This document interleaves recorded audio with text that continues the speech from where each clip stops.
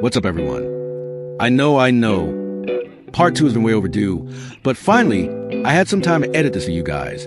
As you can see, the Swift was left abandoned for a long time, and man, it got seriously dirty.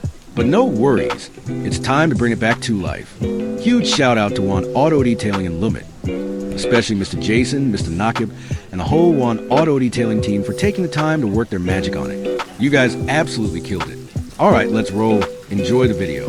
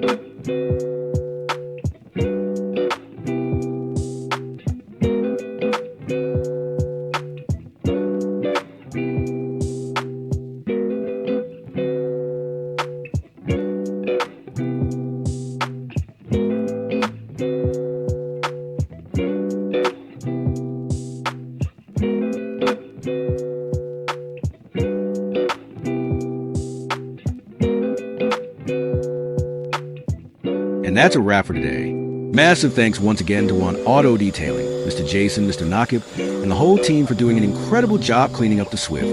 If you enjoyed this cleaning session, make sure to smash that like button, subscribe for more content, and I'll catch you in the next one. Stay tuned.